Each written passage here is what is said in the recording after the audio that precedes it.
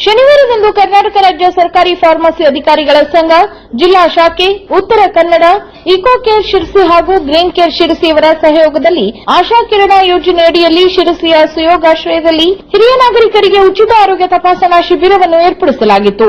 ಮನೋವೈದ್ಯರಾದ ಡಾ ಮಧುಮಿತ್ ಎನ್ಎಸ್ ಅವರು ಶಿಬಿರವನ್ನು ದೀಪ ಬೆಳಗಿಸಿ ಉದ್ಘಾಟಿಸಿ ಹಿರಿಯ ನಾಗರಿಕರಿಗೆ ಮಾನಸಿಕ ಆರೋಗ್ಯದ ಬಗ್ಗೆ ತಿಳಿಸಿ ಸುಯೋಗಾಶ್ರಯದ ಮುಖ್ಯಸ್ಥರಾದ ಲಲಿತ್ ಭಟ್ ಅವರ ಸೇವೆಗೆ ಮೆಚ್ಚುಗೆ ವ್ಯಕ್ತಪಡಿಸಿದರು.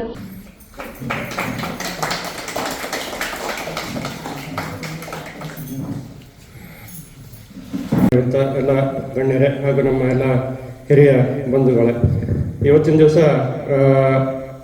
ನಮಗೆ ಇಲ್ಲಿ ಒಂದು ಸೇವೆ ಮಾಡಲಿಕ್ಕೆ ಅವಕಾಶ ಕೊಟ್ಟಂತ ನಮ್ಮ ಇನ್ನು ಮುಖ್ಯ ಅತಿಥಿಗಳಾಗಿ ಆಗಮಿಸಿದ್ದ ಶಿರಸಿ ತಾಲೂಕಿನ ಕಕ್ಕಳಿ ಪ್ರಾಥಮಿಕ ಆರೋಗ್ಯ ಕೇಂದ್ರದ ವೈದ್ಯಾಧಿಕಾರಿ ಡಾ ಮಂಜುನಾಥ್ ಎಸ್ ಸೂರಟಿ ಅವರು, ಸುಯೋಗಾಶ್ರಮದ ಮುಖ್ಯಸ್ಥರಾದ ಶ್ರೀಮತಿ ಲಲಿತಾ ಭಟ್ ಅವರು, ಗ್ರೀನ್ ಕೇರ್ ಸಂಸ್ಥೆಯ ಕಾರ್ಯದರ್ಶಿಗಳಾದ ಜಿತೇಂದ್ರ ಕುಮಾರ್ ತೋನ್ಸೆ ಅವರು ಉಪಸ್ಥಿತರಿದ್ದರು. ಇದರಲ್ಲಿ ಇರುವವರೆಲ್ಲ ಜಾಬ್ನಲ್ಲಿರುವವರೇ.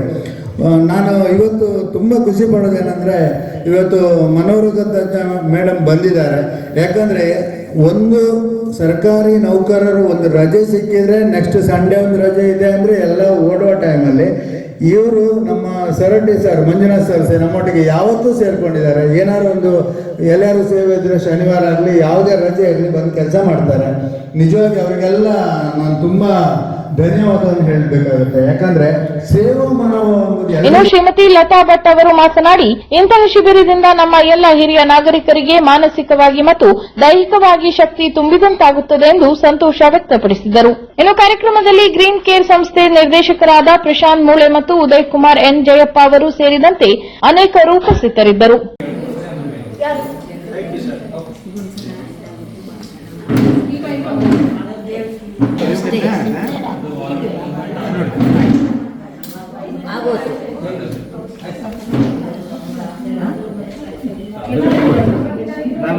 ತಗೊಂಡೆ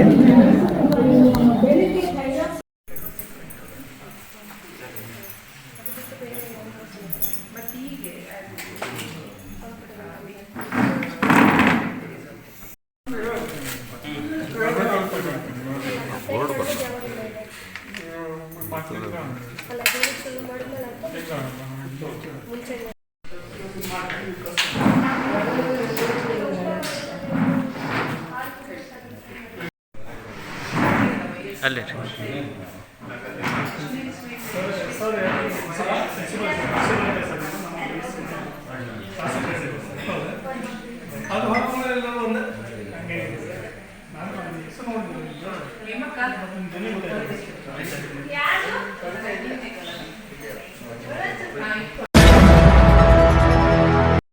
ಗ್ಲೋಬಲ್ ಗಾರ್ಮೆಂಟ್ಸ್ ಅನ್ನು ಇದೇ ಬರುವ ಜೂನ್ 25 ಮಂಗಳವಾರದಂದು ಮಧ್ಯಾಹ್ನ 12:30ಕ್ಕೆ ಸತ್ಯನಾರಾಯಣ ಪೂಜೆಯೊಂದಿಗೆ ಹಾಗೂ ಗಣ್ಯರ ಸಮ್ಮುಖದಲ್ಲಿ ಉದ್ಘಾಟನೆಯನ್ನು ಮಾಡಲು ಉದ್ದೇಶಿಸಲಾಗಿದೆ.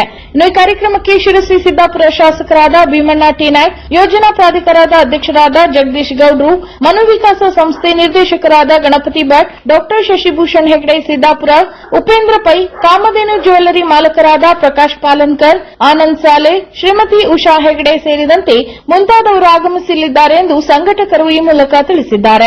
ಇನ್ನು ನಮ್ಮಲ್ಲಿ ಬೆಂಗಳೂರು, ಸೊಲ್ಲಾಪುರ ಮಾರುಕಟ್ಟೆ ದರದಲ್ಲಿ ಶಾಲಾ college uniform, industrial, doctor uniform, coat, tie ಮತ್ತು belt, formal shirt, T shirt, ಜನಾಂಗೀಯ ಉಡುಗೆಗಳನ್ನು ಅಲ್ಪಾವಧಿಯಲ್ಲಿ ಗುಣಮಟ್ಟದಲ್ಲಿ ಹೊಲೆದು ಕೊಡಲಾಗುವುದು. ತಾವೇ ಬಟ್ಟೆಗಳನ್ನು ತಂದಲ್ಲಿಯೂ ಕೂಡ ಹೊಲೆದು ಕೊಡಲಾಗುವುದು. ಇದರ ಜೊತೆಗೆ ಸ್ಕೂಲ್ ಬ್ಯಾಗ್ ಮತ್ತು ಶೂಸ್ಗಳು ಕೂಡ ಕಡಿಮೆ ದರದಲ್ಲಿ ದೊರೆಯುತ್ತವೆ ಎಂದು ಸಂಘಟಕರು ಇದೇ ವೇಳೆ ತಿಳಿಸಿದ್ದಾರೆ. ಗ್ಲೋಬಲ್ ಗಾರ್ಮೆಂಟ್ಸ್ ಇದೀಗ ನಿಮ್ಮ ಶಿರಸಿಯಲ್ಲಿ ಶುಭಾರಂಭಗೊಂಡಿದೆ. ನಮ್ಮಲ್ಲಿ school uniform, college uniform, sports uniform, ಆಸ್ಪತ್ರೆ uniform, industrial uniform, doctor uniform, blazers, tie ಮತ್ತು belt, formal trousers, formal shirt, ಜನಾಂಗೀಯ ಉಡುಗೆಗಳನ್ನು ಅತ್ಯಂತ ಕಡಿಮೆ ದರದಲ್ಲಿ ತಯಾರಿಸಿಕೊಡಲಾಗುವುದು. ಬೆಂಗಳೂರು ಮತ್ತು ಸೊಲ್ಲಾಪುರ ಮಾರುಕಟ್ಟೆ ದರದಲ್ಲಿ ಬಟ್ಟೆಯನ್ನು ತರಿಸಿ ಹೊಲೆದುಕೊಡಲಾಗುವುದು. ಎಲ್ಲರಿಗೂ ನಮಸ್ಕಾರ. ನನ್ನ ಹೆಸರು ವಿಶ್ವನಾಥ್ ಗೌಡ ಶಿರಸಿ.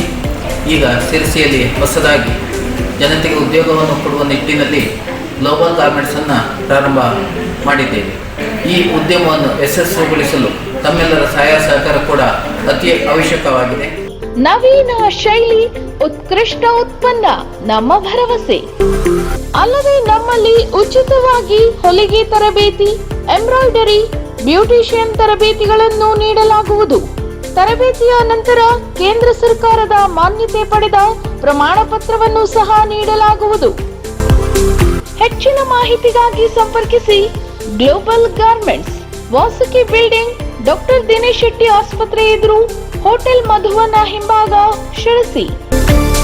ತಮ್ಮಲ್ಲಿ ಈ ಮೂಲಕ ನಾವು ವಿನಂತಿಸಿಕೊಳ್ಳುವುದೇನೆಂದರೆ ಅದೇ ರೀತಿ ಗಾರ್ಮೆಂಟ್ಸ್ ಅನ್ನು ಯಶಸ್ವಿಗೊಳಿಸಲು ತಾವೆಲ್ಲರೂ ಸಹಾಯ ಸಹಕಾರವನ್ನು ನೀಡಬೇಕಾಗಿ ತಮ್ಮಲ್ಲಿ ವಿನಂತಿಸಿಕೊಳ್ಳುತ್ತಿದ್ದೇವೆ.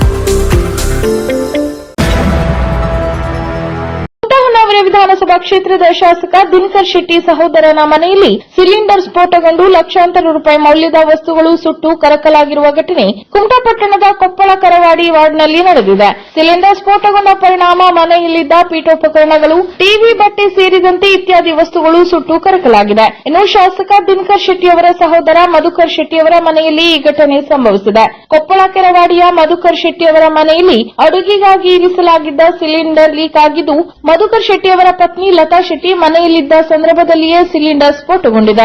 ಸಿಲಿಂಡರ್ ಸ್ಫೋಟಗೊಳ್ಳುತ್ತಿದ್ದಂತೆ ಮನೆಯ ತುಂಬೆಲ್ಲ ಬೆಂಕಿಯ ಜ್ವಾಲೆ ಜೋರಾಗತೊಡಗಿದ್ದು, ಮನೆಯ ಒಳಭಾಗದಲ್ಲಿ ಬೆಂಕಿ ಹೊತ್ತಿ ಉರಿದಿದೆ. ಸಿಲಿಂಡರ್ ಸ್ಫೋಟದ ತೀವ್ರತೆಗೆ ಲತಾ ಶೆಟ್ಟಿ ಅವರಿಗೂ ಸಣ್ಣ ಪುಟ್ಟ ಗಾಯಗಳಾಗಿವೆ. ಇನ್ನು ದುರ್ಘಟನೆಯಿಂದ ಮನೆಯ ಒಳಭಾಗದಲ್ಲಿ ಇದ್ದ ಅತ್ಯಾಕರ್ಷಕ ಪೀಠೋಪಕರಣಗಳು, ಟಿವಿ, ಎಸಿ, ಅಗತ್ಯ ದಾಖಲೆಗಳು, ಬಟ್ಟೆ ಸೇರಿದಂತೆ ಲಕ್ಷಾಂತರ ರೂಪಾಯಿ ಮೌಲ್ಯದ ವಸ್ತುಗಳು ಸುಟ್ಟು ಕರಕಲಾಗಿದೆ. ಸಿಲಿಂಡರ್ ಸ್ಫೋಟದ ಭಯಾನಕ ಶಬ್ದಕ್ಕೆ ಮಧುಕರ್ ಅವರ ಪತ್ನಿ ಲತಾ ಶೆಟ್ಟಿ ಹಾಗೂ ಸುತ್ತಮುತ್ತಲಿನ ಸ್ಥಳೀಯರು ಒಮ್ಮೆಲೆ ಬೆಚ್ಚಿ ಬಿದ್ದಿದ್ದಾರೆ. ಇನ್ನು ಸುದ್ದಿ ತಿಳಿಯುತ್ತಿದ್ದಂತೆ ಕುಮಟಾ ಪೊಲೀಸರು ಹಾಗೂ ಅಗ್ನಿಶಾಮಕ ದಳದ ಸಿಬ್ಬಂದಿಗಳು ಸ್ಥಳಕ್ಕಾಗಮಿಸಿ ಬೆಂಕಿ ನಂದಿಸುವ ಕಾರ್ಯ ಮಾಡಿದ್ದಾರೆ. ಅಗ್ನಿ ಅವಘಡದಲ್ಲಿ ಸುಮಾರು 15 ರಿಂದ 20 ಲಕ್ಷಕ್ಕೂ ಅಧಿಕ ಹಾನಿ ಸಂಭವಿಸಿರುವ ಸಾಧ್ಯತೆ ಇದೆ ಎನ್ನಲಾಗಿದ್ದು, ಗಾಯಗೊಂಡ ಲತಾ ಶೆಟ್ಟಿ ಅವರನ್ನು ಪೊಲೀಸರು ಆಸ್ಪತ್ರೆಗೆ ದಾಖಲಿಸಿ ಚಿಕಿತ್ಸೆ ಕೊಡಿಸಿದ್ದಾರೆ. ಶಿರಸಿ ತಾಲೂಕಿನ ಕುಳುವೆ ಗ್ರಾಮ ಪಂಚಾಯತ್ ವ್ಯಾಪ್ತಿಯ ಕೆಂಚುಗೆದ್ದೆ ಕಿರಿಯ ಪ್ರಾಥಮಿಕ ಶಾಲೆಗೆ ಶಾಸಕ ಭೀಮಣ್ಣ ನಾಯ್ಕ್ ಭೇಟಿ ನೀಡಿ ಶಿಥಿಲಗೊಂಡಿರುವ ಶಾಲಾ ಕಟ್ಟಡವನ್ನು ವೀಕ್ಷಿಸಿದರು. ಇತ್ತೀಚೆಗೆ ಸುರಿದ ಮಳೆಗೆ ಶಾಲೆಯ ಒಂದು ಕಟ್ಟಡ ಸಂಪೂರ್ಣ ಶಿಥಿಲಗೊಂಡಿದ್ದು ಬೀಳುವ ಹಂತಕ್ಕೆ ತಲುಪಿದೆ. ಇದರಿಂದ ಅಲ್ಲಿನ ಮಕ್ಕಳನ್ನು ಪಕ್ಕದಲ್ಲಿರುವ ಕಟ್ಟಡಕ್ಕೆ ಸ್ಥಳಾಂತರಿಸಲಾಗಿದೆ. ಈ ಹಿನ್ನೆಲೆಯಲ್ಲಿ ಶಾಸಕರು ಸ್ಥಳಕ್ಕೆ ಭೇಟಿ ನೀಡಿ ತಾತ್ಕಾಲಿಕ ಪರಿಹಾರ ಮಾಡಲು ಶಿಕ್ಷಣಾಧಿಕಾರಿಗಳಿಗೆ ಸೂಚನೆ ನೀಡಿದರು. ಬಳಿಕ ತಮ್ಮ ಅನುದಾನದಲ್ಲಿ ಶಾಲೆಗೆ ಹೊಸ ಕಟ್ಟಡ ನೀಡುವುದಾಗಿಯೂ ಭರವಸೆ ನೀಡಿದರು. ಇನ್ನು ಇದೇ ವೇಳೆ ಶಾಲಾಭಿವೃದ್ಧಿ ಸಮಿತಿಯಿಂದ ಶಾಸಕರನ್ನು ಸನ್ಮಾನಿಸಲಾಯಿತು. ಇನ್ನು ಈ ವೇಳೆ ಕುಳುವೆ ಗ್ರಾಮ ಪಂಚಾಯತ್ ಅಧ್ಯಕ್ಷೆ ರಂಜಿತಾ ಹೆಗಡೆ, ಸದಸ್ಯರಾದ ಸಂದೇಶ್ ಭಟ್ ಬೆಳಕಂಡ, ಶಾಲಾಭಿವೃದ್ಧಿ ಸಮಿತಿ ಅಧ್ಯಕ್ಷ ಪ್ರಶಾಂತ್ ಹೆಗಡೆ, ಗ್ರಾಮಸ್ಥರಾದ ರವಿ ಹೆಗಡೆ, ಭರತ್ ಹೆಗಡೆ, ನಾಗೇಶ್ ಹೆಗಡೆ, ಉಲ್ಲಾಸ್ ರಾಯ್ಕರ್ ಮತ್ತು ಶಾಲಾ ಶಿಕ್ಷಕರು ಸೇರಿದಂತೆ ಕಂದಾಯ ಇಲಾಖೆ ಅಧಿಕಾರಿಗಳು ಹಾಜರಿದ್ದರು. ರೈತರ ಕಾಮಧೇನು ಆಗಿರುವ ಕೆಡಿಸಿಸಿ ಬ್ಯಾಂಕುಗಳ ಮೂಲಕ ಸಾಲ ಸೌಲಭ್ಯ ಪಡೆಯುವ ರೈತರು ಸಕಾಲದಲ್ಲಿ ಮರುಪಾವತಿ ಮಾಡಬೇಕು. ಇದರಿಂದಾಗಿ ಬ್ಯಾಂಕ್ ಹಾಗೂ ಸಹಕಾರಿ ಸಂಘಗಳು ಉನ್ನತಿಯಾಗುತ್ತವೆ ಎಂದು ಮಾಜಿ ವಿಧಾನ ಪರಿಷತ್ ಸದಸ್ಯ ಹಾಗೂ ಕೆಡಿಸಿಸಿ ಬ್ಯಾಂಕ್ ನಿರ್ದೇಶಕ ಎಸ್ಎಲ್ ಘೋಟ್ನೇಕರ್ ತಿಳಿಸಿದರು. ಹಳಿಯಾಳ ತಾಲೂಕಿನ ಗುಂಡೋಳಿ ಗ್ರಾಮದಲ್ಲಿ ಆರಂಭವಾಗಿರುವ ಕೆಡಿಸಿಸಿ ಬ್ಯಾಂಕಿನ 55ನೇ ಶಾಖೆಯ ಉದ್ಘಾಟನೆಯನ್ನು ನೆರವೇರಿಸಿ ಅವರು ಮಾತನಾಡಿದರು. ಇನ್ನು ಈ ಹಿಂದೆ ಹಳಿಯಾಳ ಪಟ್ಟಣದಲ್ಲಿ ಕೇವಲ ಒಂದು ಶಾಖೆ ಆರಂಭವಾಗಿತ್ತು. ತದನಂತರ ಮುರ್ಕವಾಡ, ತೆರಗಾಂವ್ ಹಾಗೂ ಪಟ್ಟಣದಲ್ಲಿ ಇನ್ನೊಂದು ಶಾಖೆಯನ್ನು ಆರಂಭಿಸಿ ಗ್ರಾಹಕರಿಗೆ ಅನುಕೂಲ ಕಲ್ಪಿಸಲಾಗಿತ್ತು. ಇದರಿಂದ ಸಕಾಲದಲ್ಲಿ ಗ್ರಾಹಕರಿಗೆ ಸೇವೆ ದೊರಕುವಂತಾಗಿತ್ತು. ಇನ್ನು ಈ ಭಾಗದ ರೈತರಿಗೆ ಸಕಾಲದಲ್ಲಿ ಸೇವೆ ದೊರಕಬೇಕು ಎಂಬ ಉದ್ದೇಶದಿಂದ ಗೊಂಡೋಳಿ ಗ್ರಾಮದಲ್ಲಿ ಬ್ಯಾಂಕಿನ ಶಾಖೆಯನ್ನು ಆರಂಭಿಸಲಾಗಿದೆ ಎಂದು ಮಾಹಿತಿ ನೀಡಿದರು. ಇನ್ನು ಕಾರ್ಯಕ್ರಮವನ್ನು ಉದ್ಘಾಟಿಸಿ ಮಾತನಾಡಿದ ಕೆಡಿಸಿಸಿ ಬ್ಯಾಂಕ್ ಉಪಾಧ್ಯಕ್ಷ ಮೋಹನ್ ದಾಸ್ ನಾಯಕ್ ಅವರು, ಶತಮಾನ ಕಂಡ ಜಿಲ್ಲೆಯ ಏಕೈಕ ಬ್ಯಾಂಕ್ ನಮ್ಮದಾಗಿದ್ದು ರಾಜ್ಯ ಹಾಗೂ ರಾಷ್ಟ್ರ ಮಟ್ಟದಲ್ಲಿ ಪ್ರಶಸ್ತಿಯನ್ನು ಪಡೆದುಕೊಂಡಿದೆ. ಗ್ರಾಹಕರಿಗೆ ಉತ್ತಮ ಸೇವೆ ಒದಗಿಸುವ ಸದುದ್ದೇಶದಿಂದ ಬ್ಯಾಂಕ್ ಆರಂಭವಾಗಿದೆ ಎಂದರು. ಇನ್ನು ಕಾರ್ಯಕ್ರಮದಲ್ಲಿ ಭಾಗವಹಿಸಿದ್ದ Sirsi KDCC bank managing director Srikanth Bhat ಅವರು ಸಾಂದರ್ಭಿಕವಾಗಿ ಮಾತನಾಡಿದರು. ಇನ್ನು ಕಾರ್ಯಕ್ರಮದಲ್ಲಿ ಕೆಡಿಸಿಸಿ ಬ್ಯಾಂಕ್ನ ಜೊಯ್ಡಾ ತಾಲೂಕಿನ ನಿರ್ದೇಶಕ ಕೃಷ್ಣ ದೇಸಾಯಿ, ಬ್ಯಾಂಕಿನ ಎಂಡಿ ಶ್ರೀಕಾಂತ್, ಜಿಟಿ ಭಟ್, ಅಧಿಕಾರಿಯಾದ ಎಸ್ಎಂ ಹೆಗಡೆ, ಗುಂಡೋಳಿ ಸಹಕಾರಿ ಸಂಘದ ಅಧ್ಯಕ್ಷ ಗೋಕುಲ್ ಪಾಕ್ರಿ, ಬ್ಯಾಂಕ್ ಮ್ಯಾನೇಜರ್ ಶಶಿಕಾಂತ್ ಬೆಳಗಾಂವ್ಕರ್ ಹಾಗೂ ಸಹಕಾರಿ ಸಂಘದ ನಿರ್ದೇಶಕರು, ಗ್ರಾಮ ಸದಸ್ಯರು ಮತ್ತು ಸಾರ್ವಜನಿಕರು ಉಪಸ್ಥಿತರಿದ್ದರು. ಅರಣ್ಯವಾಸಿ ಅರಣ್ಯವಾಸಿಗಳ ಸಮಸ್ಯೆಗಳಿಗೆ ಸ್ಪಂದಿಸುವ ಹಿನ್ನೆಲೆಯಲ್ಲಿ ಜೂನ್ 25 ಮಂಗಳವಾರದಂದು ಮುಂಜಾನೆ 10:30ಕ್ಕೆ ಶಿರಸಿಯಲ್ಲಿ ಅರಣ್ಯವಾಸಿಗಳ ಸಮಸ್ಯೆಗಳ ಅದಾಲತ್ ಸಂಘಟಿಸುವ ಮೂಲಕ ಅರಣ್ಯವಾಸಿಗಳು ಅರಣ್ಯ ಇಲಾಖೆಗೆ ಸಮಸ್ಯೆಗಳನ್ನು ಮಂಡಿಸಲಾಗುವುದೆಂದು ಅರಣ್ಯ ಭೂಮಿ ಹಕ್ಕು ಹೋರಾಟಗಾರರ ವೇದಿಕೆ ಅಧ್ಯಕ್ಷ ರವೀಂದ್ರ ನಾಯ್ಕ್ ಪ್ರಕಟಣೆಯಲ್ಲಿ ತಿಳಿಸಿದ್ದಾರೆ. ಜಿಲ್ಲಾದ್ಯಂತ ಅರಣ್ಯವಾಸಿಗಳ ಸಾಗುವಳಿಯ ಸಂದರ್ಭದಲ್ಲಿ ಉಂಟಾಗುತ್ತಿರುವ ಅನಾನುಕೂಲತೆ, ಅರಣ್ಯ ಹಕ್ಕು ಕಾಯ್ದೆ ಅಡಿಯಲ್ಲಿ ಅರ್ಜಿ ಸಲ್ಲಿಸಿ ಮಂಜೂರಿ ಪ್ರಕ್ರಿಯೆ ಸಂದರ್ಭದಲ್ಲಿ ಅರಣ್ಯವಾಸಿಗಳ ಸಾಗುವಳಿಗೆ ಉಂಟಾಗುತ್ತಿರುವ ಸಮಸ್ಯೆಗಳು ಹಾಗೂ ಜಿಪಿಎಸ್ ಮಾನದಂಡದಿಂದ ಉಂಟಾಗುತ್ತಿರುವ ಕಾನೂನಾತ್ಮಕ ಸಮಸ್ಯೆಗಳ ಕುರಿತು ಚರ್ಚಿಸಿ ಅರಣ್ಯ ಇಲಾಖೆಯ ಅರಣ್ಯವಾಸಿಗಳ ಸಮಸ್ಯೆಗಳನ್ನು ಗಮನಕ್ಕೆ ತರುವ ಉದ್ದೇಶದಿಂದ ಅದಾಲತ್ ಸಂಘಟಿಸಲಾಗಿದೆ ಎಂದು ಅವರು ತಿಳಿಸಿದ್ದಾರೆ. ಇನ್ನು ಅದಾಲತ್ ಕಾರ್ಯಕ್ರಮದಲ್ಲಿ ಹಿರಿಯ ಅರಣ್ಯ ಅಧಿಕಾರಿಗಳು ಉಪಸ್ಥಿತರಿದ್ದು ಅರಣ್ಯವಾಸಿಗಳ ಸಮಸ್ಯೆಗಳಿಗೆ ಅದಾಲತ್ನಲ್ಲಿ ಸ್ಪಂದಿಸುವರೆಂದು ಅಧ್ಯಕ್ಷ ರವೀಂದ್ರ ನಾಯ್ಕ್ ಇದೇ ವೇಳೆ ತಿಳಿಸಿದ್ದಾರೆ. ತಾಲೂಕಿನ ಗುಡ್ನಾಪುರ ಗ್ರಾಮ ಪಂಚಾಯಿತಿ ಸದಸ್ಯ ಸಮಾಜ ಸೇವಕ ರಘು ನಾಯ್ಕ್ ತಮ್ಮ ಹುಟ್ಟಿದ ದಿನದಂದು ಸಿದ್ದಾಪುರದ ಪುನೀತ್ ರಾಜ್ಕುಮಾರ್ ಆಶ್ರಯಧಾಮ ಅನಾಥಾಶ್ರಮ ಸೇವಾ ಸಮಿತಿಗೆ ತೆರಳಿ ಅಲ್ಲಿರುವ ಅನಾಥರಿಗೆ, ಅಂಗವಿಕಲರಿಗೆ ಅವಶ್ಯವಿರುವ ದಿನಸಿ ಸಾಮಗ್ರಿಗಳನ್ನು ನೀಡುವ ಮೂಲಕ ಹುಟ್ಟುಹಬ್ಬವನ್ನು ಅರ್ಥಪೂರ್ಣವಾಗಿ ಆಚರಿಸಿ ಮಾನವೀಯತೆ ಮೆರೆದರು. ನಾನು ಯಾವತ್ತು ಪಂಚಾಯತ್ ಸದಸ್ಯನಾದ್ನೋ ಅವತ್ತಿಂದ ನಾನು ಗೌರವಧನವನ್ನ ಮಕ್ಕಳ ವಿದ್ಯಾಭ್ಯಾಸಕ್ಕಾಗಿ ಪ್ರತಿಯೊಂದು ದಿನ ನಮ್ದು ಒಳ್ಳೆ ಗಳಿಗೆ ಕೂಡ ಇನ್ನೊಬ್ಬರಿಗೆ ಮಾದರಿ ಆಗ್ಬೇಕು. ಆ ನಿಟ್ಟಿನಲ್ಲಿ ನಾವು ಹುಟ್ಟುಹಬ್ಬವನ್ನ ಆಚರಣೆ ಮಾಡಿಕೊಂಡಾಗ ನಾವು ಎಲ್ಲೋ ಕೂಡ ಒಬ್ಬೊಬ್ಬರಿಗೆ ಮಾದರಿ ಆಗ್ಬೋದು ಅಂತಕ್ಕಂಥದ್ದು ನಮ್ಮ ಭಾವನೆಯಿಂದ. ರಘುನಾಯ್ಕ್ ಗ್ರಾಮ ಪಂಚಾಯತ್ ಸದಸ್ಯರಾಗಿದ್ದು ವ್ಯವಸಾಯ ಸೇವಾ ಸಹಕಾರಿ ಸಂಘದ ನಿರ್ದೇಶಕರು ಸಹ ಆಗಿದ್ದಾರೆ. ಅವರು ತಮಗೆ ದೊರೆಯುವ ಗೌರವಧನವನ್ನು ಬಡ ವಿದ್ಯಾರ್ಥಿಗಳ ಶಿಕ್ಷಣಕ್ಕೆ ನೀಡುವುದು, ಸರ್ಕಾರಿ ಶಾಲೆಗಳ ಅಭಿವೃದ್ಧಿ ಕಾರ್ಯದ ಜೊತೆಯಲ್ಲಿ ಹಲವು ಸಮಾಜ ಸೇವಾ ಕಾರ್ಯದಲ್ಲಿ ತೊಡಗಿಕೊಂಡು ಸಮಾಜಕ್ಕೆ ಮಾದರಿಯಾಗಿದ್ದಾರೆ. ಇನ್ನು ಈ ವೇಳೆ ಪುನೀತ್ ರಾಜ್ಕುಮಾರ್ ಆಶ್ರಯಧಾಮ ಅನಾಥಾಶ್ರಮ ಸೇವಾ ಸಮಿತಿ ಮುಖ್ಯಸ್ಥ ನಾಗರಾಜ್ ನಾಯ್ಕ್ ಅವರು ರಘು ನಾಯ್ಕ್ ಅವರಿಗೆ ಅಭಿನಂದನೆ ಸಲ್ಲಿಸಿದರು. ಇವತ್ತು ನಮ್ಗೆ ತಂದೆ ತಾಯಿ, ನಮ್ಮ ಒಬ್ಬ ತಂದೆ ಒಬ್ಬ ತಾಯಿ ಆಶೀರ್ವಾದ ಸಿಗ್ತಾ ಇತ್ತು. ಇವತ್ತು ನೀವೆಲ್ಲರೂ ಕೂಡ ನನ್ನ ತಂದೆ ತಾಯಿಗಳಂತೇಳಿ ಭಾವಿಸಿ ನಿಮ್ಮ ಆಶೀರ್ವಾದವನ್ನು ಬೇಡ್ತಾ ನಿಮ್ಮ ಸೇವೆಯಲ್ಲಿ ನನ್ನ ಹಳ್ಳಿ ಸೇವೆ ಸದಾ ಮುಂದುವರಿತದೆ ಅಂತಕ್ಕಂಥದ್ದನ್ನ ಹೇಳ್ತಾ ಇದ್ದೀನಿ.